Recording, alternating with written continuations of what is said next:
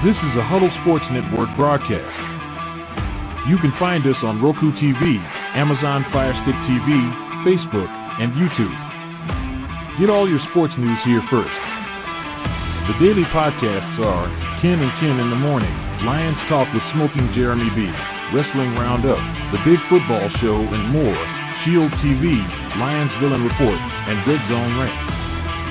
The afternoon podcasts are Valhalla, Grosef Sports, WCFL Dolphins Talk, The Cheap Seats, The Bodkin Show, Spirit of Detroit Podcast, and Maniacs. The nightly podcasts are Hallis Hall Report, Frozen Tundra Network, Skull Gang 365, The Huddle Sports Network Open Mic, First and 10 with Foz, Main Event Football Show, Prime Sports World, The Man Cave, Prim and Proper Sports.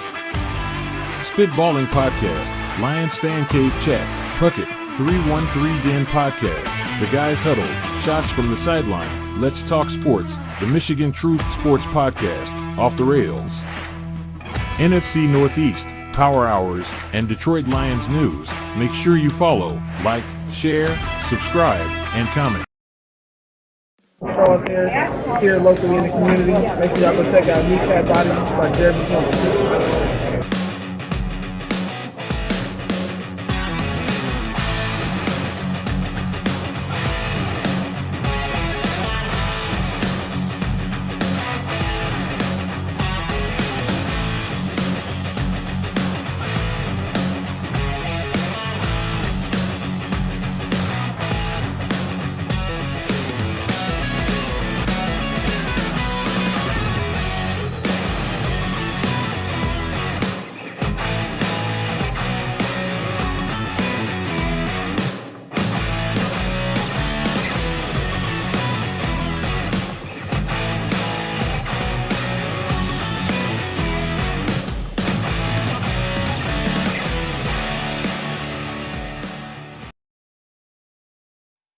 Good afternoon. It is a great day to talk about yesterday because, hey, the Lions won.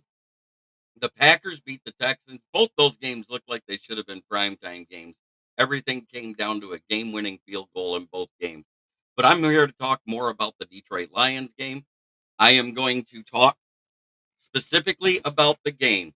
I am not going to sit here and talk about who we should trade for, whether there's going to be a trade or not, because we don't know what they're doing. And I'll leave it at that. So don't even bring it up. I'm done with it. But I have my studs of the game. Jahmyr Gibbs, 15 carries, 116 yards, 7.7 yards per carry, 2 touchdowns. He also had 4 receptions for 44 yards with 11 yards per catch. Jared Goff, 22 of 25, 280 yards, 2 touchdowns. We are the number one in the NFC seed right now, 100%, because we beat the only undefeated teams that were in the NFL. We are the undefeated team killers. You might even say we're number one in the NFL, but Kansas City is undefeated because the 49ers are bitch made. Brandon Ayuk will miss the rest of the season. ACL. That being said, Amon-Ra St. Brown, 8 receptions, 112 yards, 14 yards per catch, and 1 touchdown. Khalif Raymond, 3 catches, 39 yards, 13 yards per catch, 1 touchdown. You cannot understate Jake Bates and what he's doing right now because he was perfect. He accounted for 7 of our points. On defense, I have 4 stars and 1 honorable mention. Malcolm Rodriguez, Brian Branch, Jack Campbell, and Josh Pascal. Skull for Life, 1808. Good game, y'all. Thank you very much, sir. And my honorable mention on defense is Trevor Nowoski and Jack Fox being the field flipper he was. Yes, I've been saying if this guy gets a chance to play, he'd be a stud. I know it was a horrible play, but you know what? That makes us 3 of 5 in those situations where we're doing it in a bad spot. We've gotten 3 of them and we've lost 2. And everybody wants to focus on the bad part. But the fact that Dan Campbell stays true to his nature and does that stuff. My 3 duds of the game. Number 1, Coyote Awasika. He had more penalties than almost everybody else on the roster. Geezer Bowl results in epic fashion. Russell overpaid Trash Wilson defeats Where's My Butt Buddy, Old Man Crybaby, discount double jack my ass into the old folks home, Aaron Rodgers. Oh, that's great.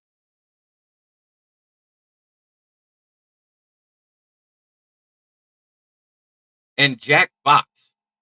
Both Jake Bates and Jack Fox. They're my special teams players of the game. Jack Jack Fox was great. I have been saying it for a year.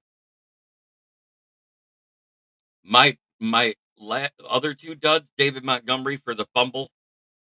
You can say what you want, but that was bad because it was returned for a touchdown. And yes, but at the same time, going for it when you're 0-0 doesn't hurt you as much as if you go for it late in the game where it could change the game. That David Montgomery fumble changed that game. It put them in the lead. So we had to play differently. And my biggest bum of the game, James Houston. Yes, Terrion Arnold was out of position as the corner. He's supposed to set the edge.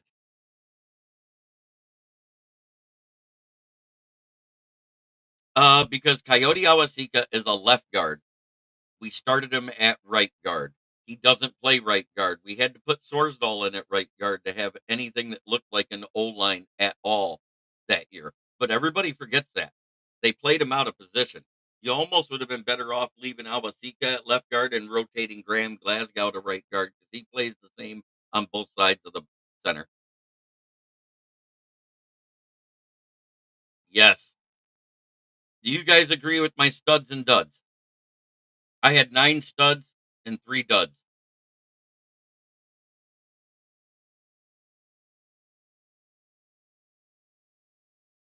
Sam Darnold had too much Haktua. Haha, that's funny. I know that's was supposedly who he's dating. I haven't seen her count. I haven't seen her say that's who she's dating. Uh, the problem is in the rule, even though the ball was starting to squirt out, it was still attached to the runner when his foot hit the sideline.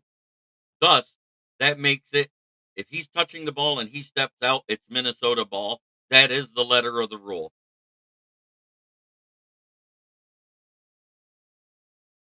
So I'm gonna say exactly what the letter of the rule is on that. I'm sorry, and I agreed it should have been overturned. And I also agree on that wasn't a fumble on Tim Patrick because his shoulder and elbow did hit the ground before he wrestled the ball out. So, you know, that call goes both ways because Vikings fans are saying, oh, that 100% was a fumble. But if your elbow, then your shoulder hits the ground, then the ball comes out, that's not a fumble. You're down by contact. I just want to reiterate. Can I explain the 10-second runoff? If the clock is stopped in the 2-minute warning, there is no 10-second runoff. But if a team has no timeouts and commits a penalty and it gets called, there's a 10-second runoff. There was a penalty that wasn't called that would have ended the game immediately. We never would have saw Minnesota take the field. Dallas Turner put both hands on the center and the guard.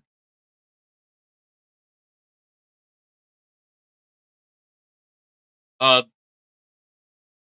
Yeah, Decker didn't have his best game for sure, but it wasn't his worst game either. It was just an average game for Decker if you understand what I'm saying. But that was when David Montgomery fumbled and Ivan Pace picked it up. And it 100% was a fumble. David Montgomery was beside himself.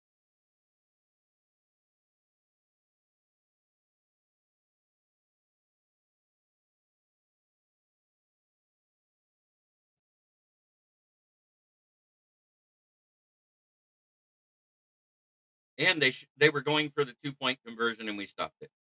Yep, another missed call. But at the same time, it didn't influence the end of the game because we made the stops we needed when their offense came out. But that would have moved the ball even closer to the field goal. And I like Jake Bates back there around 30 plus. We've seen him miss those close ones. No, it can be on either team that does not have a timeout. If both teams do not have a timeout, doesn't matter who gets the penalty. If the clock is running at the time of the penalty, there's supposed to be a runoff. If it's a dead ball foul, there's no runoff. Does that make sense how I'm wording it? Because I had to look it up. If the clock is dead and it's a foul, there's no runoff. But if there's a scoring review, any type of review done, and a team doesn't have the timeout, I don't know why you don't like Arnold. Arnold had a great game. Yeah, pace was. Dan Leonard called it. He's a dirty player. You look, the way he plays, it's a little bit on the dirty side. He likes to hit too hard and reckless abandon type of stuff. It was one play, Tim Colburn. But at the same time, while we're sitting here griping about Terrion Arnold on that play, how come nobody's calling out James Houston for being washed out of the play because he doesn't have a first step? He doesn't. He, we don't have anybody better than Terrion Arnold to go there right now. You want to talk about a guy that got cooked every time Justin Jefferson had a deep pass that was on a Meek Robertson. He was cooked yesterday. He wasn't in position. He was beat. But at the same time, I want to talk about James Houston. James Houston was the left defensive end when the left tackle pancaked him. He never even got out of his steps. The linebacker came up and he was trying to come in. And the not Aaron Jones, but the other guy, the fullback took him out.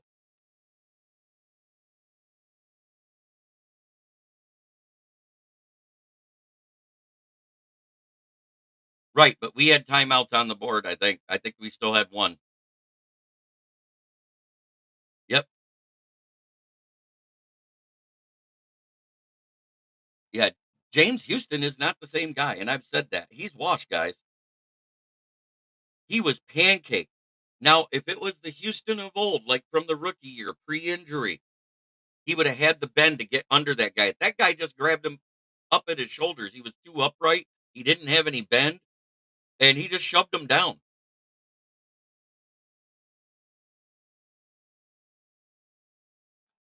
You cannot do that to block a field goal. It is a penalty whether you get the block or not. That's a 15-yard penalty and an automatic first down. I think Nowoski is going to be replacing Barnes. He doesn't do as good at the defensive end because of his lack of size. He's a much better Sam linebacker. He's an outside linebacker. That is where they used him with Arizona.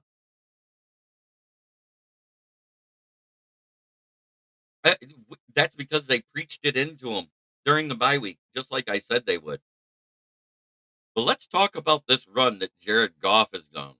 Good morning, JB. Great win yesterday. Bear down. Thank you, Matt. But let's look at these stats for Jared Goff. In any 4-game span in NFL history, Lions quarterback Jared Goff is the only player to complete 80% of his passes and posting a passer rating of 140 plus.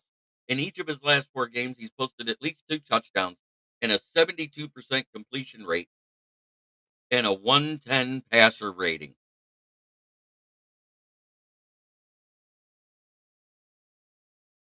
So I would rather Nowoski be. It should be called 100%. Pascal, it looked like he caught a couple stingers. And I'm going to say one thing. It's yeah, it, it is what it is.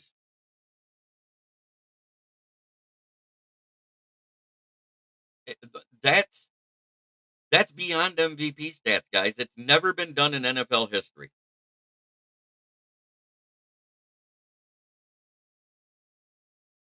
So after we win yesterday, guess what? Still Kings of the North. Suck it.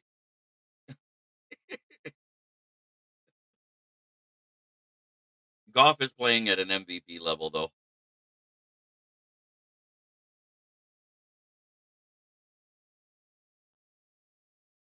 So Jared Goff played a poor Super Bowl, got dumped by McVay, and sent to football Siberia. Then watched Stafford immediately win a ring with his old team. He's now playing the best ball in the league for one of the best teams, and is one of the most respected players in the NFL. Amazing. How about Love's 8 interceptions this year? Yeah, but Packers don't want to admit that that's bad. It it it's more than that. There's a specific play where I'm going to talk about the intelligence of Jared Goff in particular. It's always Frank Ragnow that sends out the line protections when Goff recognizes who's the Mike, who's blitzing, and who's not. Let's get that plain and clear. If Ragnow's out, that doesn't happen as much. But there was a play where they were showing zero blitz. Harrison Smith and Josh Metellus were up on the line. Bynum was the only guy back there. And he motioned. He called an audible, checked down into that zero blitz beater, putting Amon-Ra on the go route, and having Tim Patrick come across and then hike the ball just as he gets to Harrison Smith to make the block on the key side, which put Amon-Ra out there on an island versus Bynum. That was a brilliant, genius play. You cannot understate how big that was. And what did I say about Blake Cashman being out? And I'm not making a excuse for Minnesota. I said with Blake Cashman out, who was their best tackler in the run game, not the best run defender, best tackler in the run game, would be huge for Minnesota. Where Gibbs ran through at that 46-yard touchdown is right where Blake Cashman would have been. So don't think that wasn't huge and a benefit to us. I also said Minnesota's defense, even though it's been great, hadn't faced an offensive running game like our tandem in David Montgomery and Jahmyr Gibbs. And if one failed, the other would succeed. I said that. Sonic and Knuckles did what they had to do. But 9 carries, 31 yards, 3.4 yards per carry, and a fumble loss, and a huge fumble. It changed the complexion of the game.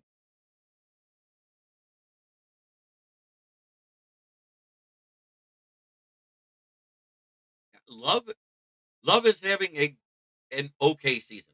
Let's talk it. Let's just put it that way. ARSB slot merchant, my ass, laughing my fucking ass off. I'll tell you, Sonic is so fast. That juke he made was on him. Awesome. You know, and I'm going to sit that. You say it made him look better than he did, but we got him to do something he normally doesn't do with that little bit of pressure we had, Jim. We got him to throw a pick. He had 11 touchdowns and only 4 picks coming into this game. We didn't allow him to take it over. And let's go right to those stats right now. So the tail of the tape says this game was really fucking close. A lot closer than any of us thought it would be. I said it was going to be a dogfight to the end, and whoever had the ball last would kick a winning field goal. I said that prior to the game. I was off on my score. I said 27-24.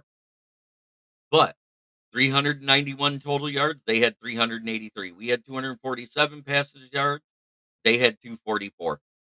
144 rushing yards, they had 139. 7 yards per play for us, 7.4 yards per play for them. 19 first downs for us, 16 for them. 4 of 10 for both teams on efficiency. 0 for 1 on our fourth down. They didn't go for one. 56 total plays of offense for our offense and 52 total plays for their offense. Both teams allowed 4 sacks. And I'm going to get to that because I'm going to tell you why it worked. 4 punts for us, 3 punts for them. 8 penalties for each team. 49 yards for us, 59 yards for them. 1 fumble loss for us, 1 interception thrown for them. They had the time of possession factor. And that was because of the first half. 30.57 to to our 29-03. That is probably the most even game we've seen in the NFL in a long time. And yes, that was a great read by Branch. And it was a poor decision by Darnold. Yeah, my favorite completion was the near strip sack. Goff looked like Mr. Cool the whole play. And yet, yes, we have to. I said that we were going to have to do this, guys. I said, you're going to see more linebacker sacks. Guess what? 3 linebackers had sacks: Malcolm Rodriguez, Jack Campbell, and Trevor Nowoski. The only lineman that had a sack was Pascal. What I was disappointed in, and I'm going to call it out right now, Aleem McNeil and DJ Reader did nothing versus Ed Ingram. They didn't get into the backfield. They weren't causing pressure. But number one in the league right now, after going 16 of 17 with pressure in his face, is Jared Goff. He is completing passes at an 84.7% rate under pressure, and they never backed off the pressure. Tim Patrick is an honorable mention too. He had a decent game. Um, every key catch he had was key, and that was not a fumble because his elbow and shoulder hit the ground. Even Greg Olson called it out on the replay when they watched it. They said, "Yeah, look, the ball's still in his hand, and he's down. It isn't out yet, so therefore he has control of the ball. That's not a fumble. They made the right call." And yes, he was glorifying Flores. He was glorifying KOC. But you know what? At the same time, he had great things to say about Detroit. Just nobody likes to hear somebody talking about the other team.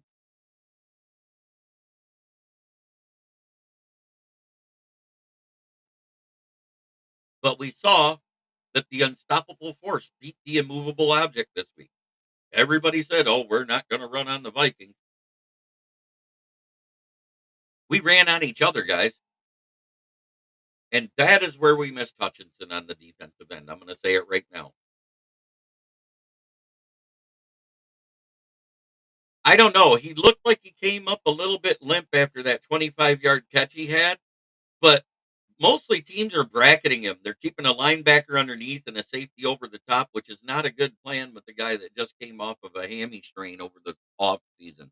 So I think it's still bothering him because it looked like it bothered him a little bit when he got up slow after he made that 25-yard catch. But I'll tell you what, he's doing great with the blocking, and I'm happy with that. And Jameson Williams, yes, he had a catch for negative yards because they sniffed it out. They are one of the best teams versus the wide receiver screen. I can't fault him for that. That was a great play. But at the same time, you know where JMO was a plus? The same place where Tim Patrick was a plus. It was blocking downfield. Of course, we were going to defend that containing the trick play Minnesota had. That's our trick play. Toss it to do a jet sweep to Justin Jefferson, then have him try to throw it to Sam Darnold. We had Sam Darnold blanketed. He had nowhere to go, so he started to try to run in it. That was the sack by Dan Campbell, no less, guys.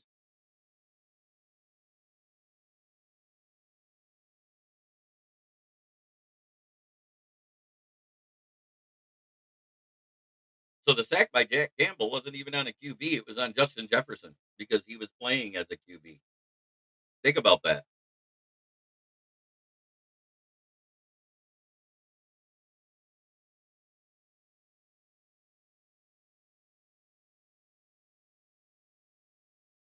No, and don't forget he was banged up in the first half. So I think that was a huge reason why they didn't use him as much, and the success of Gibbs. You cannot say and understate what Gibbs did this game. That was amazing. 160 yards of offense, receiving and rushing combined. I'm quite sure after tonight's games that are played, we're probably going to be number 1 or 2 in the NFL power rankings overall. We're number 1 in the NFC.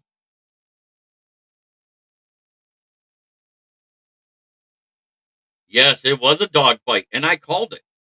I I pretty much said I really don't want to say a winner. I think whoever has the ball last and kicks a field goal wins. But for the 5th week in a row, I have to say something that I've done, and it's on accident. Now it's working with offensive players too. I wore my Gibbs jersey yesterday for the game, and he was my player of the game. My 3 players of the game offensively was Jahmyr Gibbs, Goff, and then, of course, Jake Bates. Amon-Ra, everybody else is an honorable mention. It was great what they did, don't get me wrong, and I'm not poo-pooing it, but those were my 3 stars on the offense. On the defensive side, Brian Branch at the top. I have it as a toss-up between Malcolm Rodriguez and Josh Pascal, but my honorable mentions are Jack Fox and Trevor Nowaski, because without Jack Fox flipping the field and making them go long drives and not getting there, it was huge. But it was a hell of a game. I mean, this was a game for the ages. And let's not undertake what Green Bay was able to do to Houston. They held CJ Stroud to 80 yards. The Gibbs was not just good. I'm sorry. He had 7.7 yards per carry. That's very esque. I'm saying 116 yards and 7.7 yards per carry, and then 4 receptions for 44 yards, including the key one to get that first down to set up the other one to St. Brown to get the field goal. Casey probably will still be number 1 after whooping San Francisco again, but we are coming for them. Go Lions. 100%. I'm saying Jared Goff is playing at a Super Bowl level this year. So right now, I want to talk about this man because we had an update from the family.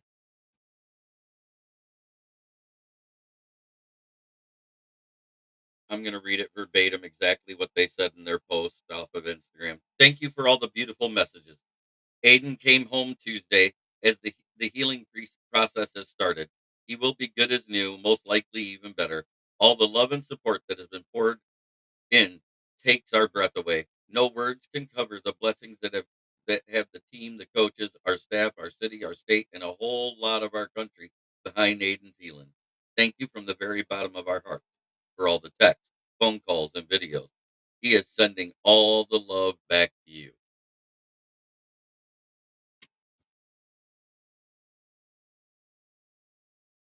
Pat Rothwell. James Houston is spent. Does not have the bend or the speed anymore since his injury. Time to move on. 100%.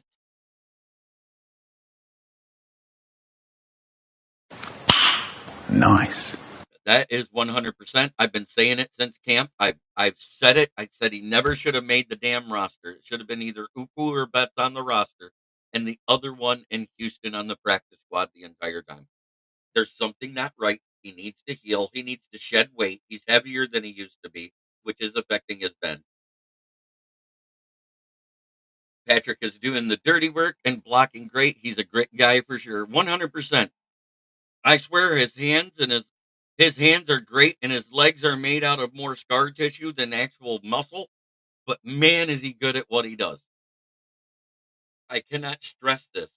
He is becoming a better version of what Josh Reynolds was to begin the season last year. Hutch posted a video on his Facebook page, House of Hutch. He's doing well. Yeah, I follow it on Instagram. That's where I get all this stuff from, Fred. But it's amazing. And do you guys realize if the season started today and there's one addendum to it, if the season ended today, all 4 NFC North division teams would be in the playoffs. The only difference is this list was made prior to Washington Commanders beating the NFL bye week and the Panthers. So they will be at 2, while Tampa Bay, they have to win tonight versus the Ravens to get back to the 2 spot. But how amazing is that? All 4 NFC North teams would be in the playoffs right now, and we would be sitting in the catbird seat waiting for whoever won between probably the Commanders and Bears, but if the Bucks win, it'll be the Bucks and Bears. and we'd be sitting right here waiting for him to come to our house with home field advantage the entire playoff. How amazing would that be? Um,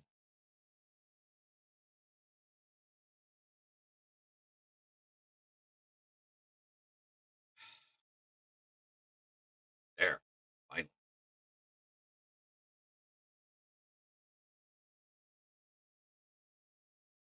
But the ground and pound did this to the Vikings,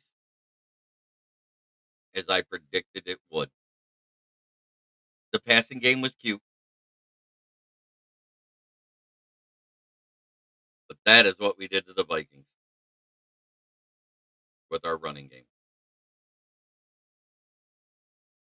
James Houston doesn't have it. It's time we play someone else. He doesn't have it. He's washed. 100%. I've been saying it. I saw it at practice. And everybody's going, "Oh, that's practice."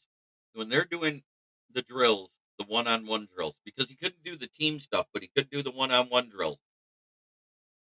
He couldn't beat Skipper. He couldn't beat Sorsdahl. He couldn't beat Manu. He was pancaked or tossed aside like a rag doll every time. He's too upright. He doesn't have the same first step. He doesn't have the bend. Uh, there's all sorts of things wrong. He's coming into the season 20 pounds heavier than it was, which means to which means to me he did the lightest rehab he could just to get better and to get on the field to collect a paycheck. Is my opinion. I said if you look, he bull rushed a backup third string tackle in that sack on the Steelers in game 3. And I said, I would not have him starting over Betts or Ukwu. Yeah, and I'm sitting at 10-3. We had a hell of a week this week, Dwayne. I think running the ball on the bike, showing the Vikings and their fans that we're not scared of your D line was huge. But at the same time, their D line doesn't tackle well in the run game. Go look it up on PFF. I'm shitting you not. Go look up their season stats on PFF for tackling. Their D line is the worst on their roster at tackling. It's their linebackers, Stephon Gilmore and Harrison Smith, that do most of the tackling in the running game. But Blake Cashman was their best one. Trevor Nowoski looking better and better every week, JB. I've been pounding the table on this guy for 2 seasons. I have been touting his name. I've been telling people he's not just your average Division II linebacker. He could have played Division I. He had offers. He chose to go to Saginaw Valley State because he didn't want to leave the state. He wanted to be closer to his family in Canton, Michigan, just outside of Detroit. That West Canton High School uh, state. He was on the state alternate team for all state. Ukwu is improving too. He was making some strides. The guy I never want to see on the field again is Houston. I'm going to call it like I see it. Our best tackler yesterday was Anzalone. No surprise. 7 solo tackles, 1 assisted tackle for a total of 8. Great job, Anzalone. Second best, it was Malcolm Rodriguez. 6 solo tackles, 2 assisted tackles, and a sack. Jack Campbell had 5 tackles, an assisted tackle, and a sack. Trevor Nowoski had 3 tackles, no, 1 assisted, and a sack. Brian Branch, 5 tackles, 1 assisted, interception, 2 pass breakups. And what I know it was a forced fumble, but it did go out of bounds. So I can't fault the call. It was right. If that ball would have left his arm before that left foot hit the sideline, it would have been a fumble all day. But because it was still touching his arm and he stepped out of bounds, that's why it was overturned. Even though the ball was out, it was still touching his body when he stepped out, which makes it automatically a dead ball. That's the letter of the rule in the NFL. May sound like a stupid rule, but it wasn't a fumble. No more than Tim Patrick was a fumble that Harrison Phillips thought he had. So I just want to put that out there. I'm not the only missed calls that I saw. There was one on our side, and I'm not mad about it. They still got a touchdown. I think that's why it wasn't even talked about. That was when Amik Robertson. This is why uh, Justin Jefferson pushed off, Amik Robertson had a hold of his shoulder. I don't know if you guys saw that. He just had a piece of that shoulder jersey.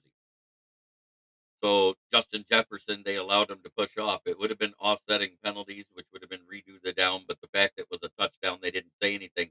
But Amik Robertson did it first. So they kind of let that play out as though they were jockeying for position, and I get it.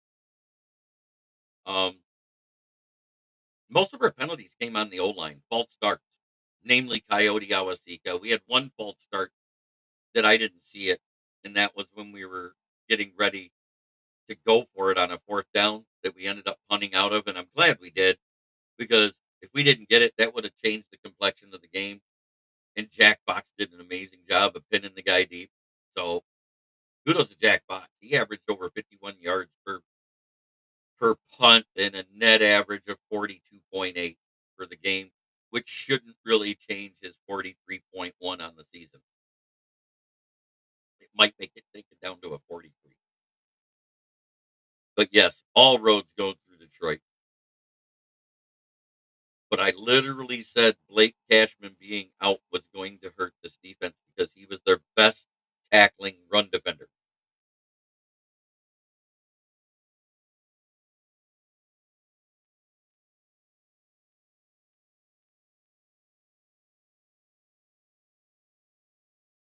I haven't seen Cody. Tim, what a great win. I just went over my studs and duds. I had 9 studs and 3 duds.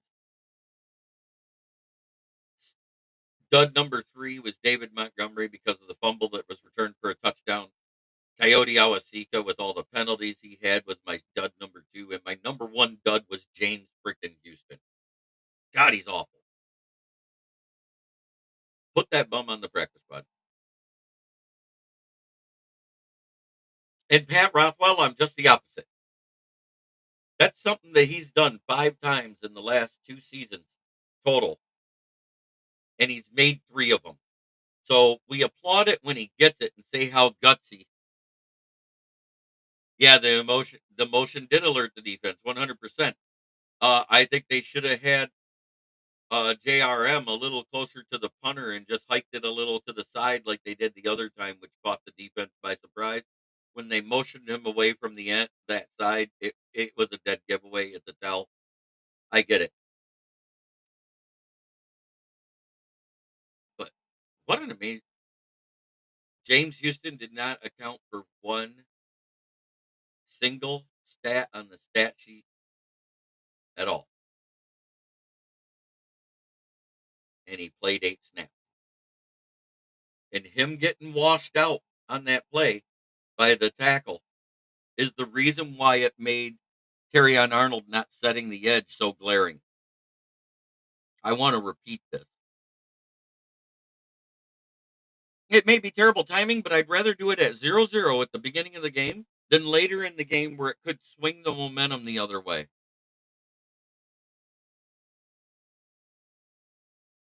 James Houston was pancaked before he got one step past the offensive line. If it was the James Houston that we saw in his rookie year, he would have bent underneath that because that guy just pushed him up from his shoulders because he was so upright. I mean, even the announcer said going for it at 0-0 and early in a game doesn't hurt you as much as if you did it late in the game.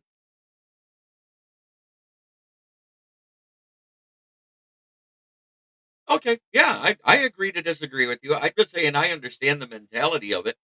Remember, he did it versus Kansas City Chiefs and it worked, and it was brilliant when it worked.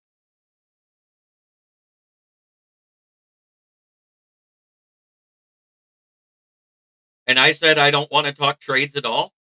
I'm done with talking about trades right now. I'm talking about this game. I was not going into that because I don't think we're making any big moves. I've told you guys this. And the fact we won probably will back it up. I think we're going to go for one of those second tier guys that you can get for a third, fourth, or fifth, or sixth rounder. And I've said this for weeks. And I said it all depended if we beat Minnesota or not. And I did say by scheme, we would have more linebacker sacks than we would D line sacks because the space eaters in the front did their job as far as that. But where they failed to do is they didn't stunt and confuse Ed Ingram at all between Reeder and McNeil. If they'd have stunted him, Reeder or McNeil, and switching them off side to side and keep doing that, we'd have had pressure for days. But for some reason, they did not attack Ed Ingram in the center. And that center has been bad. They called it out at the beginning of the game before it even started. He goes, I want to see about this center and right guard that's given up a total of 25 pressures and 8 sacks this season. So we didn't exploit that at all. And that was disappointing to me.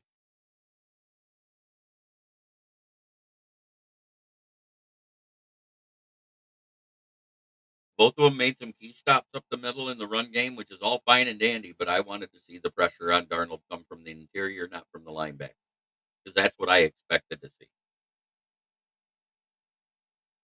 Kudos to Josh Pascal for getting a sack, Jack Campbell, Trevor Nowatzki, and Malcolm Rodriguez. That was our sacks, guys. 3 linebackers, 1 lineman. But we did have 12 pressures in the game.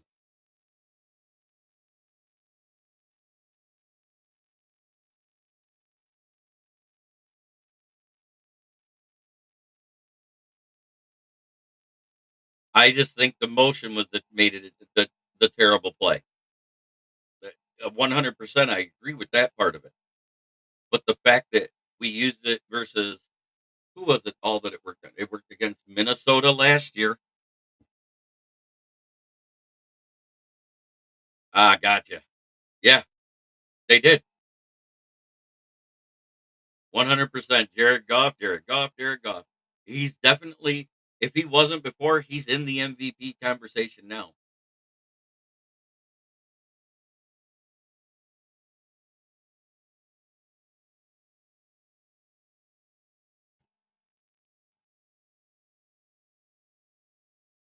You realize we've had more offensive touchdowns than we've had incompletions this season in this 4-game stretch from Jared Goff?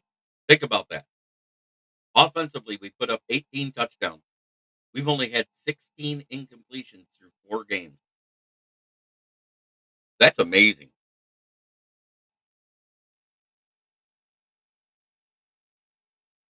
Well, it's a short week. They got to go to the Rams, and rumor is Puka and Cup might be on the field for the Rams this week. If that happens with the way that secondary was getting torched yesterday, and you can say that they weren't torched by everybody, but they were torched. They've got a good running back in Kyron Williams. He's kind of like Gibbs with his speed. If they can do what we did, because Blake Cashman's probably out another week with that turf toe. Even though they need him, they're probably going to have to sign a linebacker off the street or trade for somebody because they're going to be missing Cashman for possibly 3 to 4 weeks. Turf toe lingers. We've seen it. We've seen turf toe keep Frank Ragnow out 6 weeks. So it is what it is. Turf toe's awful. But the fact it didn't show up till after their bye week, how hard were they running them at practice to prepare for us? That tells you a lot. They had a lot of people banged up this week prior that just got healed up in time. Harrison Phillips, Patrick Jones. They weren't out there, and Harrison Phillips was the one that was out there all game, but Patrick Jones was in and out of that lineup quicker than you could have an old OnlyFans girl go down for $20. It made a huge difference. I'm saying if Blake Cashman was in, I still think Gibbs would have got that one touchdown.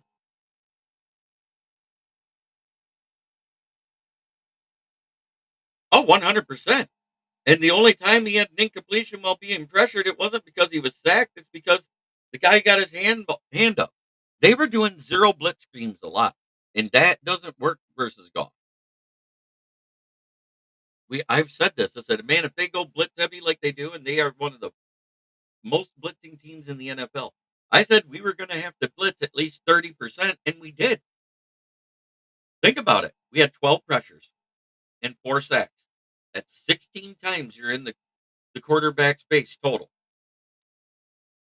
They only ran, what was it, 56 plays? Am I right on that?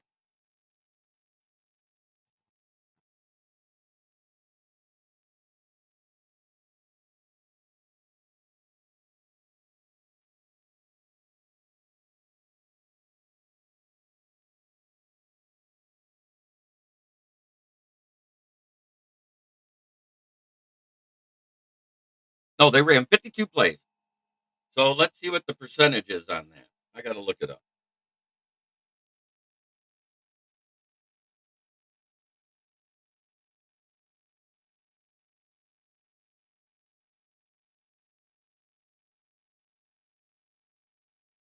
Holy crap. Did you see Tennessee get 12 and a hook for Sunday? Damn, that's a lot of points. Yeah. Um, Remember I said we were going to have to blitz with our linebackers about 30% of the time we were going to have to be blitzing? That's exactly 30.76%. So by scheme, we did exactly what I thought we'd do to replace the pressures. I mean, yeah, Darnold had a lot of time, but guess what? They were still getting there and they manipulated it. He threw a pick in the first half. The second half, we had a lull where they were eating us up because the defense was getting on the field a long time. We weren't sustaining drives there at first because they were quick hitters. You know what I'm saying? We weren't on the field long. The Gibbs had that 46-yard touchdown. But then we had the 35-yard touchdown to Amon Ra. You know, even though it's great to score, it's not always great to score fast. Do you get what I'm saying there? Not when the other team's matching you and taking time off the clock because that's wearing your defense out. We should have. I wanted to run the ball more that second half. I mean, we ran it enough. Granted, we won the game.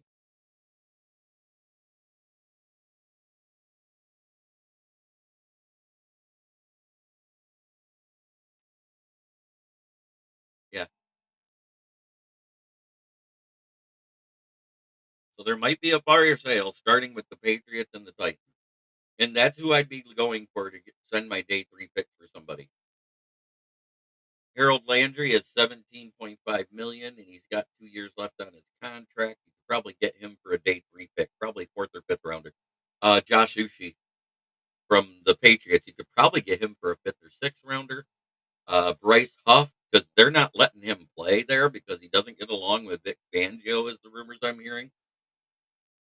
Since they're not letting him play and he's fully healthy, uh, that's another defensive end slash linebacker because of his size. He's like 6'4", 265.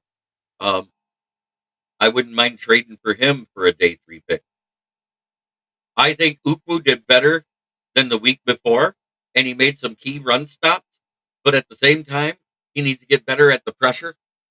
Uh, I want to see more of what we saw versus the Steelers and Chiefs starting O line, but I didn't get to see that much of him. He was in for limited snaps, but he did all right. Levi Amuzariki, it was nice to see him out there, and he was manipulating the tackles when he was in. Josh Pascal getting a sack was huge, but that's because they were focusing on Uku on the other side at the time. So yes, he had a good game. You know, people can say I don't know football, but I said we were going to scheme it up and have more pressure due to blitzes. Uh, it's how we have to do it until we find somebody. And I'm not saying Brad Holmes isn't going to go out and get somebody. I mean, heck, I don't even think we saw Isaiah Thomas on the field. I don't remember him. I never saw his name called. But yeah, I mean, those are my stars of the game. I almost want to give an honorable mention to Terry Arnold because he didn't have one penalty called against him again for a second game in a row. I watched a lot of Alabama. I love Brian Branch coming out of the draft. He is one of the best safeties in the league already. He is awesome, 100%. He's playing at a Pro Bowl slash All Pro level right now. He's always second, third, or fourth.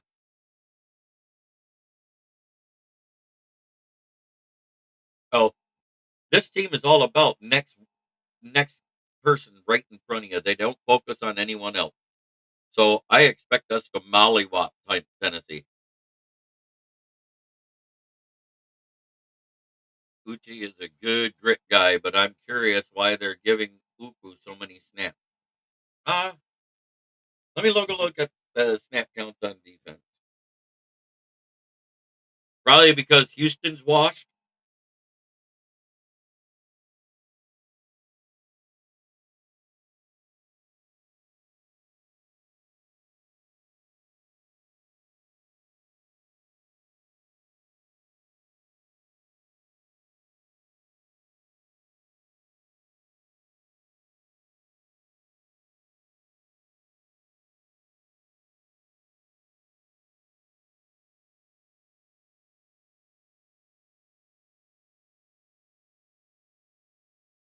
Okay. Josh Pascal and Isaac Ukula earned the starting roles. He had 34. Levi on Wuzariki had 26. Uh, Pat O'Connor had 12. Mikai Wingo had 11. And Houston had, God, I didn't even realize he was on there for 9 reps. I thought it was only 6. Defense featured 5 Ironmen who played all 60 defensive reps. That was Kirby, Joseph, Brian Branch, Carlton Davis, Terrion Arnold, and Alex Anzalone.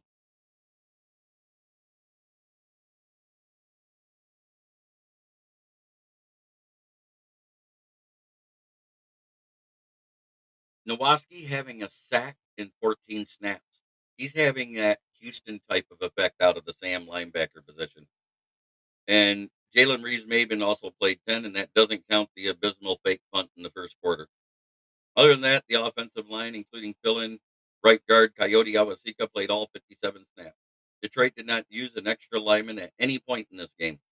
The running The running back snap split 33 for Jameer Gibbs, 22 for David Montgomery, and 2 for Craig Reynolds. Rookies Ennis Rakestraw and Sion Vaki only appeared on special teams.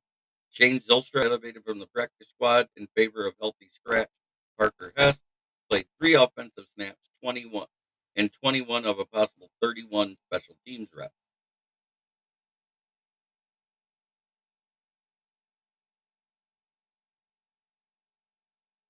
So I think they did enough to mitigate a pressure situation. Branch was my favorite pick of the draft. Oh, mine, he was mine too. Don't get me wrong. I thought we were picking Branch at 18. 100%. That's what I thought in my head. But when we were able to trade up and get him at 45 with the Packers, I was like, fuck yes.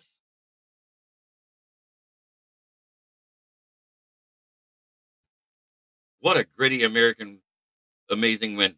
So this week, do we start from the bottom or do we start from the top? Because it's sponsor time, boys. Let me know.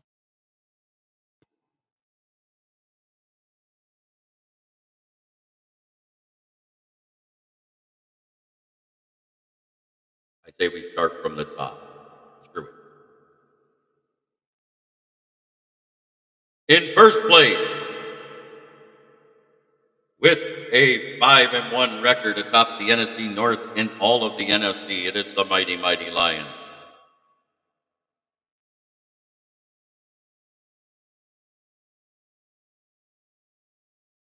In second place, at 5-1 with a one win, one divisional loss record in the division, it is they can get Skull fucked. In third place, at 5-2, fuck the Packers. And in last place, due to the bye week, and at 4-2, we have fuck the Bears.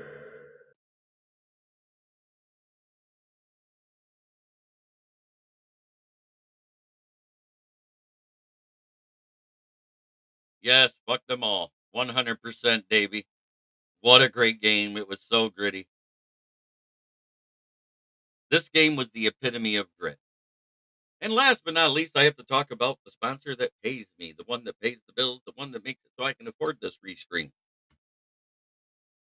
It's Brandon Service, right at the corner of South Grand Traverse and West Atherton Road, 602 West Atherton Road. In Flint, where the water's shit, but the tires are good. Used tires starting at $45 and up. New tires, call to get your quote 810-233-8230. Talk to George or Red because I am sidelined and on the injury report with a pinched nerve. I want to thank each and every one of you for coming in here and making this a well watched and a lesser known podcast, really. I'm starting to get some more people from outside of our organization as fans. You know, more people like the Vikings, the Bears fans, and I appreciate every single one of you. The Packers fans that come in here. It used to be Scuba Steve from the Packer fans, but I haven't seen him come into our chat for a while. I want to say congratulations to the Packers because that was a gritty win. Their new kicker, Brandon McManus, kicks the game winner to beat the Texans. They they were beating the bricks out of CJ Stroud. Don't get me wrong. I love CJ Stroud, but they held him to 80 yards. That defense is coming into their own. Yes, uh, Deshaun Watson is out with an Achilles tear or rupture. But at the same time, you got to give your kudos where kudos is due.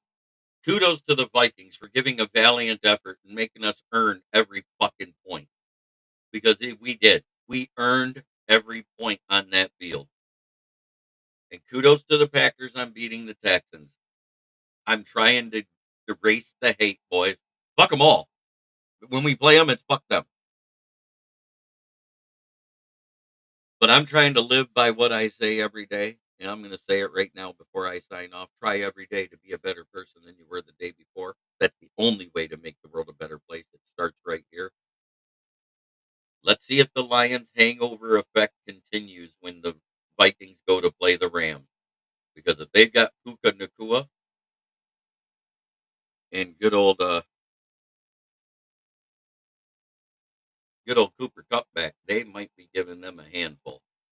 Have a great day, everybody. Enjoy your day. And before I go, forward down the field, a charging team that will not yield.